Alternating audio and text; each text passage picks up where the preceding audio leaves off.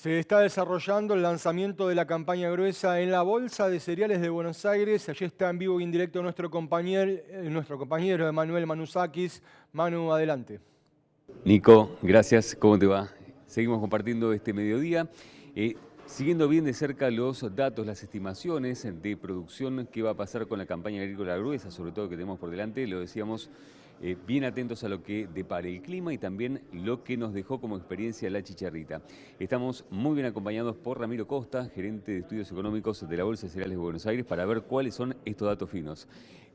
Ramiro, ¿cómo estás? Un placer. ¿Qué tal? Muchísimas gracias por venir a acompañarnos en este lanzamiento. Bueno, acaban de dar estos datos muy frescos, contarnos un poco el detalle. ¿Qué estamos previendo para la campaña? Bueno, es una campaña que se inicia realmente con muchos desafíos.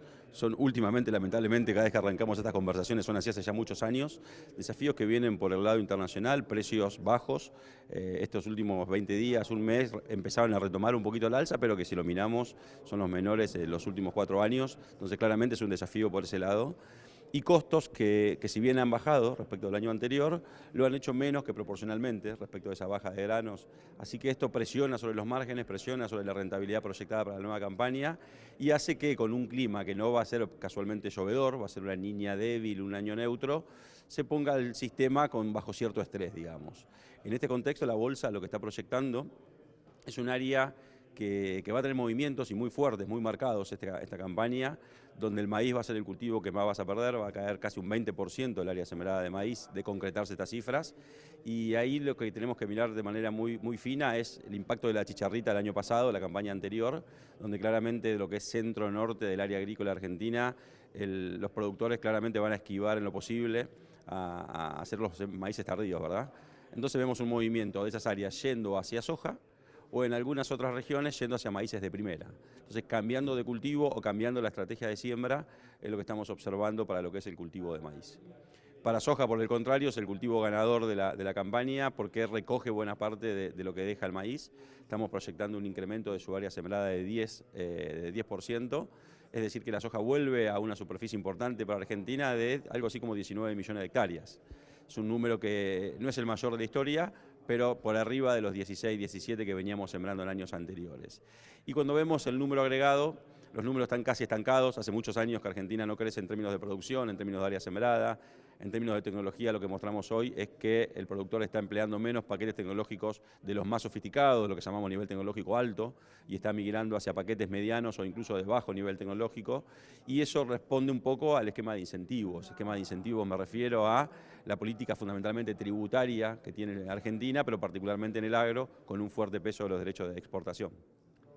En este sentido, el número total de producción, ¿de cuánto estaríamos hablando? Estamos cerca de 130 millones de toneladas, de concretarse estas cifras, 108 si miramos únicamente los cultivos de verano, 106 millones si consideramos solo verano, que está por debajo de 108, que es el promedio de los últimos 5 años. Como te decía, es una cifra de leve recuperación respecto de los malos años que tuvimos por la sequía, pero niveles de los últimos 4 o 5 años, no hay crecimiento.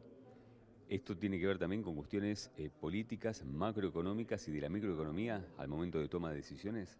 Sin dudas, el esquema de precios que es internacional y que son valores que nos vienen dados como país, no ayudan, pero las cuestiones microeconómicas que planteabas y cuestiones de nuestra propia macroeconomía y del paquete fiscal no permiten, digamos, compensar ese sistema de precios bajos. De hecho, el resto del mundo está creciendo, Paraguay crece, Brasil crece, obviamente Uruguay, Paraguay, vemos que son países que continúan creciendo y también otros grandes países exportadores que compiten con nosotros, por ejemplo Estados Unidos o buena parte de algunos países que no son tan importantes si lo miramos en términos numéricos, pero que en el conjunto hacen. Es decir, que Argentina está perdiendo posiciones en el concierto global de comercio.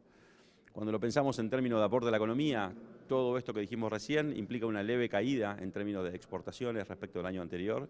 El agro va a generar 3% menos de dólares que lo que generó en esta campaña. Y cuando vemos el PBI agropecuario también presenta una leve caída de 2% respecto del año anterior.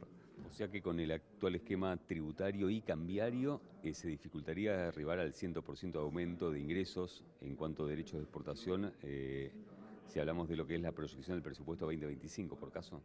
Las mediciones que nosotros hacemos se circunscriben a un grupo de productos, son los 6 principales granos de Argentina: trigo, maíz, soja, girasol, sorgo y cebada, y los subproductos, con lo cual no contempla todo lo que en el presupuesto está medido.